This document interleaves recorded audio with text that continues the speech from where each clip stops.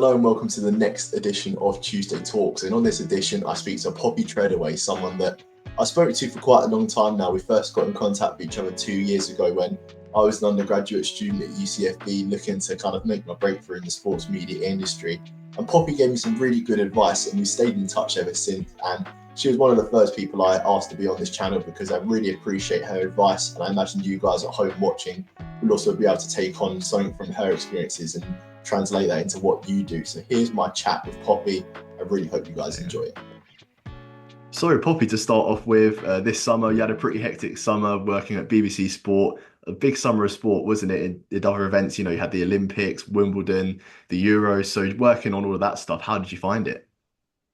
Yeah, it was amazing. It was a great experience I was primarily on the Olympics, so I got to go to Paris, which was amazing, and to work out there sort of live from, I was doing the athletics evening program, so my job was to be there basically in the little, we call it a studio, but it was a very small platform area, and to provide the presenters and the broadcasters with information, write their scripts, edit their scripts, things like that. So obviously the Olympics you can understand is and Wimbledon is semi-similar and the Euros has got it to some extent, but it's obviously all contained within one sport.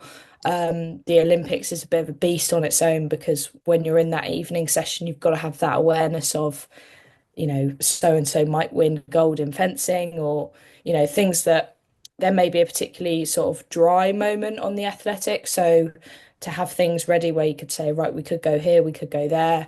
Yeah, just having that awareness across sports was a challenge, but a really, really good one. And I loved it. And it was great, to work. I never ever thought I'd get to do anything like that. So I was really grateful to everybody that sort of gave me the chance to work there. And especially the presenters I work with as well. I felt really humbled that they were very accommodating and understanding. And I felt that I could really sort of add value by, speaking to them and giving them sort of extra things and working out what they like because everybody likes things presented to them in a different way. But it was amazing. And I thought it was great games too, not far from home, lots of people watching, viewing figures were great, really, really good era of British athletics, especially female athletics, and British sport in general. I thought it was really good and really, really important to see, and especially for people back home to see it as well. I suppose it would have been great to see as well, like in person, what you would have been watching on TV over many years, different Olympics, and then being there actually working on it. I bet it was a sort of pinch yourself moment, especially when you said you were speaking to the presenters that you would have watched over the years. Yeah, absolutely. I think working with people that you've always looked up to and watched on TV and admired their work, it felt the last night I felt really sort of overcome with I wanted to thank them as well, to say like thank you for letting me sort of work with you. And I think when you're quite young and new into an industry, it really is quite impactful on you how those people treat you and when they're nice and when they're supportive and when they give you feedback but in a really positive constructive way, that goes a long way. But yeah, watching people that I'd seen for years and years and years and watching them sort of do what they do best is quite incredible to see. And all the things that they're juggling, it makes you think very differently about the role of being a presenter because there's so much more than just reading what they're saying. They're reacting to things. We say scripts, but they're not. Those questions aren't scripted in the studio chat. Those discussions aren't scripted. It's the script is a sort of skeleton for the run. It's more of a running order, really. So I think it's really, really valuable to see how they pull all those components together, but not just them. The program editors and the directors are incredible as well at making really hectic moments and the things that we can hear in our ear and everything that's going on that never comes across to the viewer at home. So yeah, not only watching the presenters, but hearing the directors and the editors working everything out and producing the programs was amazing. And also, as you said, watching these amazing events like men's 100-meter final will probably go down as one of the greatest that there's ever been. I think they were the fastest times for fifth, sixth, seventh, eighth place in a final that there's ever been, which shows not only the caliber of the athlete that was in that final, but also just how there was a really huge hype around that 100-meter final, arguably a little bit more than there's ever been. And I think watching that live, it was like it was a real spectacle before. And yeah, you think, God, well, it's only 10 seconds, and you probably get a better view on TV, but the atmosphere of watching it is just unbelievable. So yeah, it was definitely an unforgettable one. And you said about the feedback that you received when you were there and watching the best in the business kind of do their thing. And what would you say is the main bit of advice that you picked up from working at the Olympics? I think it's just being really open and understanding to what people want. And I've worked with, I've been really lucky in the 6 months I was there that I got to work with some of the BBC's biggest presenters and broadcasters. And it's about sort of understanding, okay, well, someone likes it this way, someone likes it this way. Some presenters, for example, you could give them just 3 bullet points and they could speak for 15 minutes with no words at all. Other presenters may want you to really write it out and spell it out as to, what word is where. Others are a little bit more somewhere in between. So it's understanding that they're all different. And I think it's just about having that awareness and juggling lots of different demands, but not taking anything personally. There's a lot of high stress moments. There's moments where I think in TV the difficult part is when someone asks you for something, they're asking you for that in that needs to go out in 10 seconds, 20 seconds time. Occasionally you may have more leeway. It might be, oh, this is going to be in half an hour that she says this or he says this, but occasionally it's not. A lot of the time it's can you do me a line on that? I need to say that in 20 seconds, and you're writing it, printing it, getting it to them. So there's a lot of really fine margins, and I think when there's those high stress moments, a big piece of advice is to just sort of not take things personally, take the advice, learn from how that person, being really observant to how that person likes to work, how that person likes to receive information, because they're all different. And you can't go into a job like that thinking that it's a one size fits all approach. And in other industries, you probably can because a lot of people will work the same, but it's a personal taste and it's a style thing. So I think that's really important. And yeah, just enjoying the moment, because I think your enjoyment for it comes across in your passion for what you're doing and how much you care. I think if you're I remember my boss saying to me before, he was like, don't forget to just stand up from your desk and go to the edge of the platform and watch some of the stuff. And I think that was a really nice piece of advice to have, but also made me really appreciate the experience 10 times more, because it's like, wow, I'm working on this, but I'm also I'm getting to see these incredible things. So it's that balance of making sure that I think the more you enjoy it, the more you appreciate it, the better that you're going to do a job. Just knowing that, you're feeling like your enjoyment is up here. The first edition of this podcast, I spoke to Leon Taylor, who done the commentary for the diving, also a former diver, and his main bit of advice at the end of that talk was savoring the moment. And what you said there perfectly aligns with what he said about when you're in these environments, in these atmospheres. You said about the 100-meter race where you kind of just take it all in, and the adrenaline and excitement that goes before the race and after the race as well. And I suppose when you're at them moments, it is just about, standing there and thinking, wow, I'm at the Paris Olympics, somewhere where I've seen so many times on TV, different events. And now I'm standing here speaking to Gabby Logan, speaking to some of the athletes. And yeah, it must have been great. Yeah, absolutely. That's yeah, perfectly summed up is a better way of saying it. Just savor the moment, enjoy it, and your hard work will definitely fall into place. If you've got a good work ethic and you're enjoying it, I think those things marry together really well. And I think that was the main thing is you're somewhere like that, and life changes very quickly. I took that job being on a 6 month contract because I knew it would be an amazing experience and it would help me going forward. And in the future, hopefully, I can get back to BBC. But you take those opportunities and then you end up doing different work later down the line, and you sort of I forget every now and then. I'm like, wow, I've done, these amazing things in summer, and it's easy to forget because you think, oh, but I'm not doing it anymore. I'm upset about that and I miss it. But it's experiences that lots of people have never had, and experiences that, yeah, taught me more in the 3 weeks I was there for the Olympics than I have in, 2.5 years that I've been working for so far. So I think that's the main takeaway. Is it a thing that we're all guilty of where in the sports media, especially where you're always kind of looking towards the next thing? It's always, oh, what can I do next? What can I do next? Instead of appreciating what you've done before and where you're at now. Yeah, definitely. I think that's because of the nature of the industry is very event based, and it can be really easy to, since the Olympics, there's not really been any major sporting events, not of that level anyway. Obviously, the Premier League starts, that's a regular, so I wouldn't call it, it's not a major event.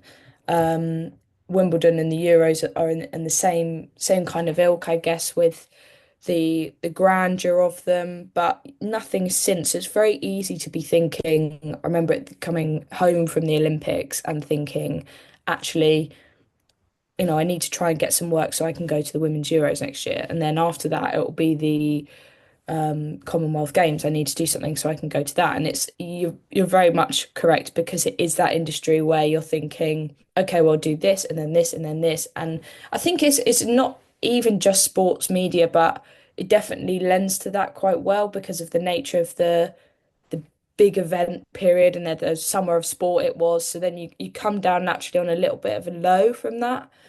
So it's very difficult to not feel that way. And I don't know. I would love the advice of how to not feel that way because I'm guilty of it.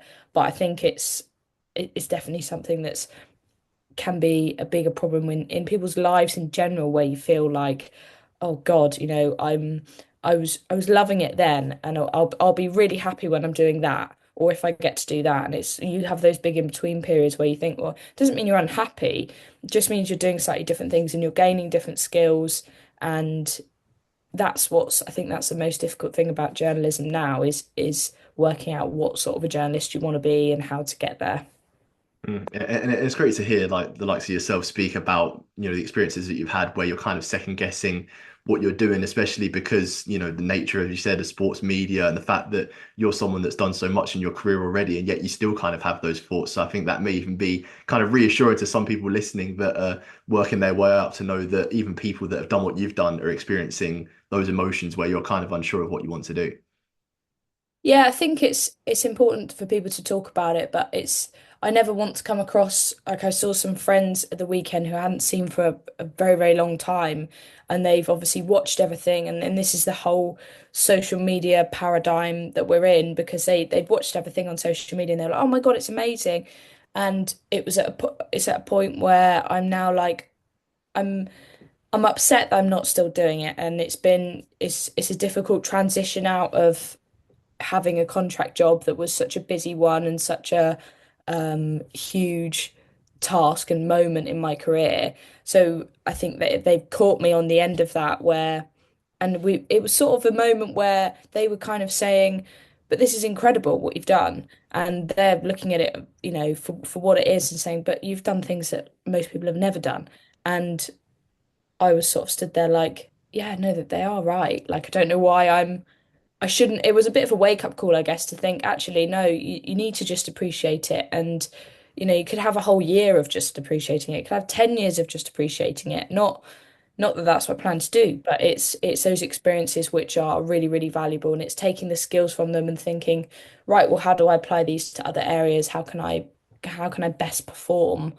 But it can be quite tricky sometimes because you're always thinking, I think it's life, isn't it? That you're always thinking about the next thing and how you can sort of one up something. And I think that social media has a lot to answer for that because people see a certain side, but they don't see the maybe the downsides or the bit where you're coming out the other side, or you're navigating unemployment and you're navigating taking on new work, or I've recently started as a freelancer, so I've had to navigate a whole new sort of style of working. Every week is a little bit different. So that's quite tricky, but you have all these skills that you get that help you understand and you're better equipped to deal with those situations. And I feel like when it comes to speaking with your friends and family about what you're doing, yeah, they can say that what you're doing is brilliant, but I suppose they don't live 24 hours in your day, if you know what I mean. Where like as you said, it's the highs and the lows, and certain people only see the highlights on social media, and there's a lot more to it, I think. And you said there about starting as a freelancer. For you so far, what have been the pros and cons of freelancing? I think managing your own time is great. I like, I'm quite confident in my sort of organizational life admin skills, so I feel quite comfortable managing my life and my time that way. So I'm someone who, I like to know at the beginning of the week what I'm going to eat for breakfast all week, what I'm going to have for lunch all week. That's just how I live my life. So then taking on freelance was sort of like, oh, right, okay, well, sometimes I'm going to need lunch and dinner in the office. Other times I'm going to need breakfast and lunch. And these are things which don't occur to many people, but that's where my mind's going. Because I'm thinking, oh, I want to plan all of these things. So that's a pro and a con in itself, is that you've got a changing schedule. So I think you've got to be quite open to that. I'd say also a pro is being exposed to different experiences, sort of almost like in a crash course type way, because you kind of get thrown in. I didn't have a period of training for either of the places that I'm freelancing at now. I'm at the Times as a sub-editor and I'm at Talksport as a sports reporter. So I didn't have sort of formal training. You just get sort of thrown straight in. So I think it's a great way of learning new skills quickly. And I think that can be really valuable because you're put straight into the environment where those skills need applying as soon as possible. You're not in a kind of like tester environment. I think that can be a really good way of, I think, sort of understanding what you want to do, because there'll be areas of those roles where you're thinking, oh, I'm actually really enjoying this SEO side of the role, which I've never considered before, or I'm really enjoying the understanding how the metadata works, or I'm enjoying the writing side or the subbing side, or various different, all these little elements that you get to kind of pick apart, which little bits I don't like. I'm not quite sure how to do that.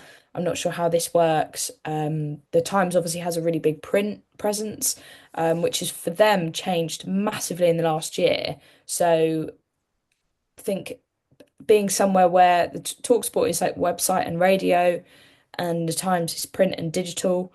So it's quite interesting to see how sort of one lends into the other on both sides.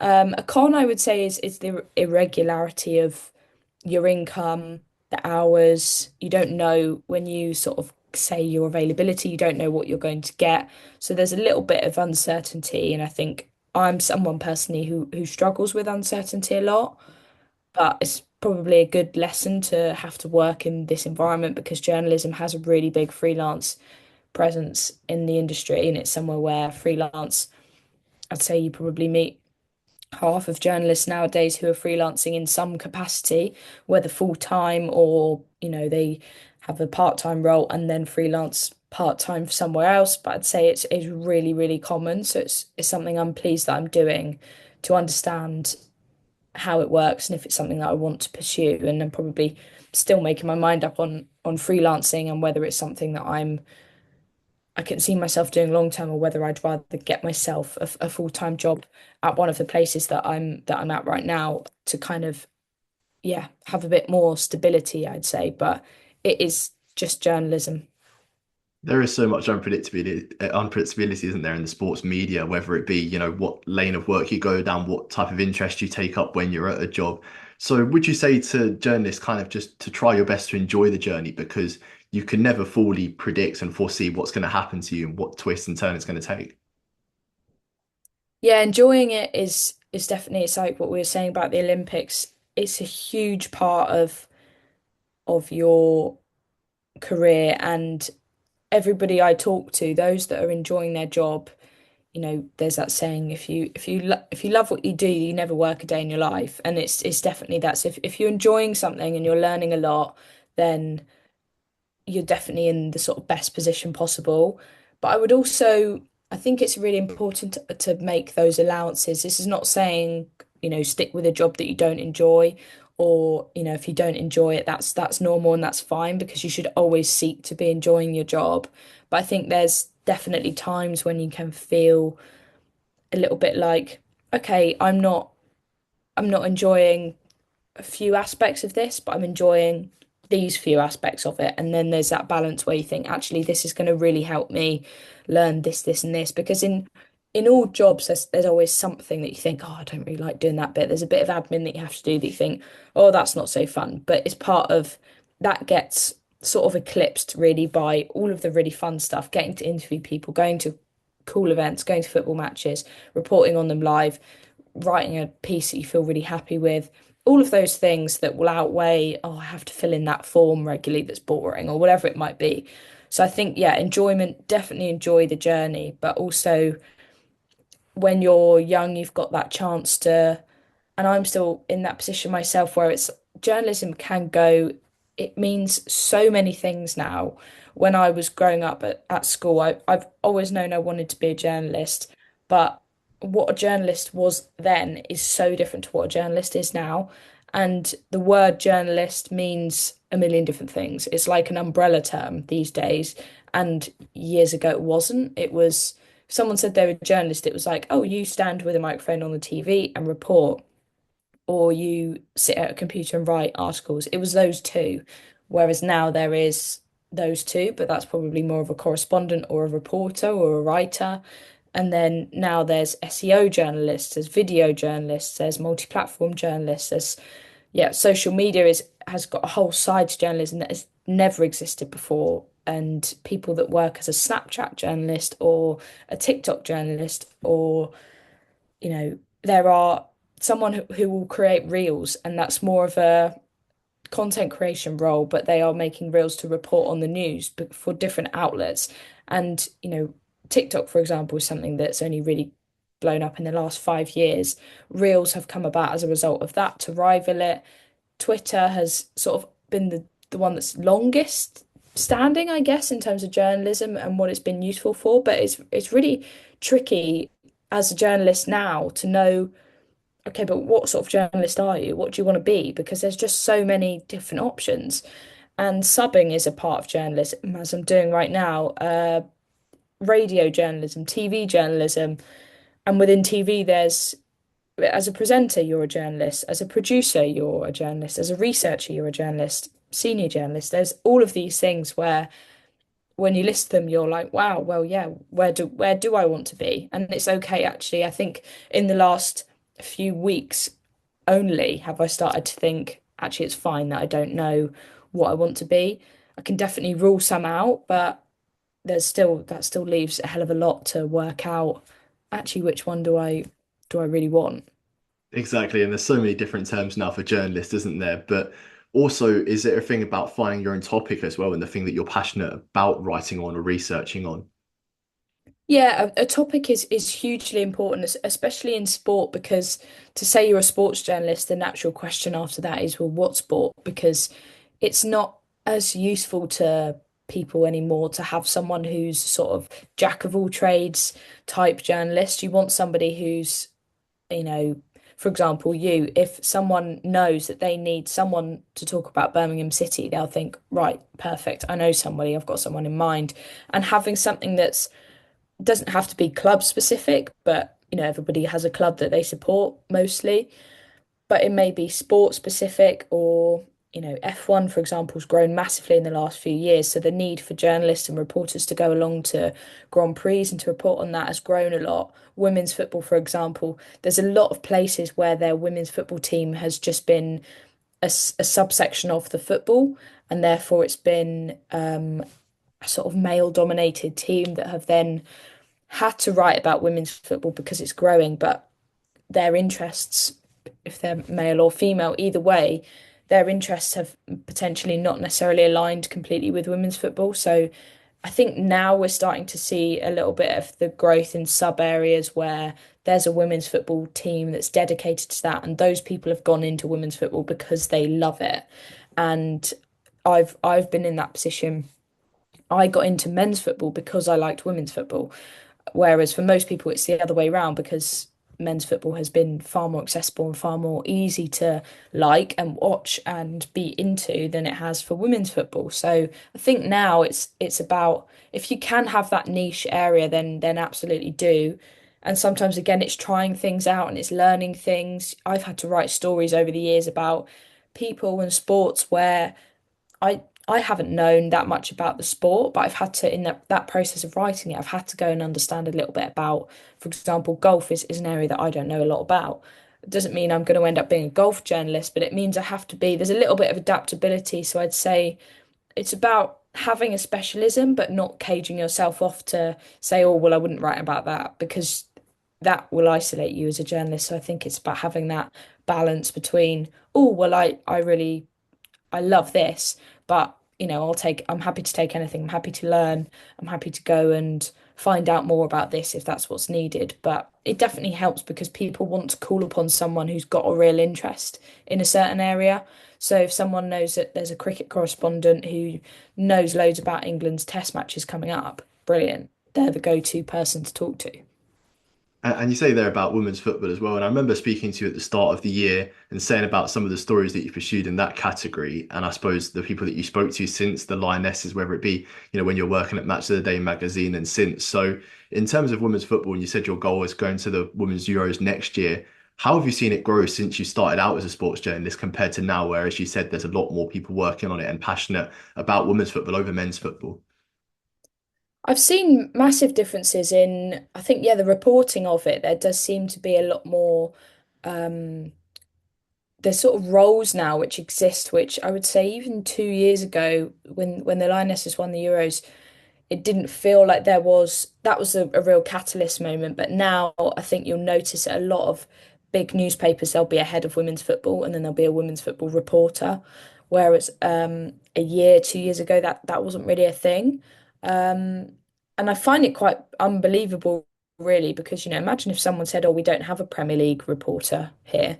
It just would never happen. So the fact that that's only been in the last year or two, obviously, yes, it coincides with everything that happened at the Euros and the growth massively for the sport then. But it is quite it's so recent that it is still surprising at times. But I think that's probably the main area I've seen a lot of growth in is having those specifically carved out roles. I follow some really good women's football journalists on Twitter, and it started to take a little bit more of its own lane in a way, which I think is really good. There's some really good people on at the Times, at the Telegraph. Tom Gary, I know, is really good. Catherine Batt's really good. Molly Hudson's really good. So those are kind of three top ones that I follow, and they've started to carve out their own. They specialize in that, and they've now got teams around them that support them in that specific area, which is a really huge growth area, I think, for the sport. And hopefully it continues. There's a lot of the weekend just gone again. Surprisingly, it's the first time ever that all the women's Super League games were played at main stadium. So I think things like that are really positive steps, but it does still feel like there's a lot more to be done, especially I think unfortunately the bits that need to change are the bits that are hardest to change, so people's attitudes to it. And there's a lot around certain things at the moment, and certain people feel that, because they don't like women's football and because they don't watch it, that it just shouldn't exist. And it's a very strange attitude because I don't like golf, but I don't make it my life's mission to completely shut down and obliterate the sport because it doesn't bother me that some people like golf. I really don't care. And there's lots of people out there that like sports that are niche, and it doesn't mean just because there's something that you don't like or that you don't see the benefit of or you don't enjoy going to see, you don't have to see it. You just have to put it to the back of your mind and carry on with your life. The existence of women's football doesn't mean a worse existence for men's football. I think that's probably the key. And I think some people feel that that's what's happening, or that one day the Premier League will just go because the Women's Super League is going to take over. It's not going to happen. They'll always both exist, and there's always a choice between which ones you want to watch, or both. It doesn't matter. Exactly, because like next week, I mean, well, I think it's the week after, isn't it? Where England are playing USA, aren't they? With Emma Hayes taking charge of USA playing against England, and I see like the FA Cup advertised alongside that game, and it's great. I mean, going to be watching both definitely. And in terms of that game, what are you predicting for it? Because I imagine there's going to be a big turnout, and it'll be one of them events again that showcases how popular women's football has become. Yeah, I think it'll be huge. I think it'll be really interesting. Emma Hayes was interviewed in the week actually about how she's very fed up with the notion that she should move into the men's game, because at every, she won Olympic gold 3 months into her job with the US women's team this summer at the Olympics, and she in the US it was huge news, and it's sort of, as much as the women's sport, it still feels very inferior to men's sport. Out in the US, I think they celebrate that so hugely. But she said when she spoke to the British press, their question is just, when will she move into the men's game? Is there a men's team that she thinks she can manage? Is that a move that she thinks she wants to follow? And the suggested level that she goes into in the men's game is like Grimsby Town or something. And no offense to Grimsby Town, but I think I'd rather be managing the US women's national team and selling out huge stadiums than Grimsby Town. But that's a suggested level, and it's for someone she's her and Alex Ferguson, probably two British football managers, have been the most successful. She won 15 trophies in 12 years with Chelsea. So it's quite unbelievable that people can make those suggestions, and that's sort of like the easy, the sort of the obvious it's presented to her. So I do find that quite interesting. But the match I'm very excited for, because I think it's two amazing matches. I unfortunately feel that the US may have the edge. I think it could be a sort of 2-1 to them. Unfortunately, we haven't got Lauren Hemp. She's having knee surgery, and Ella Toone is ruled out with something as well. So I think she might have a hamstring problem. So it's two kind of, I mean, Lauren Hemp's a massive, massive weapon because of her speed and her technical ability. So not having her will be a bit of a blow. But I'm confident that we can put up a fight at least. A draw would be nice. I'd love a draw. Obviously, this is all if we don't win. But yeah, the US just seem pretty unstoppable at the moment.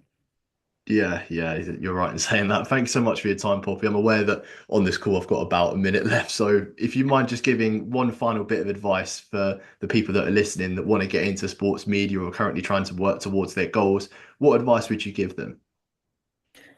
I'd say speak to as many people as you possibly can. That's what I've done, and I've ended up with amazing contacts, mentors, people that I've met for coffee, for lunch, all through the power of just sending people a message, and people that are complete strangers, but reach out to as many people as possible and make sure that you want to be in people's minds. I think that's the main thing about journalism. It's an industry which really, really values tenacity and that kind of door knocking mentality. And, it can be literally going somewhere and dropping your CV off at reception, but the fact that you've done it will stand you in much better stead than someone who's sent their CV in from their bedroom at home. Not that there's anything wrong with that, because that's also fine.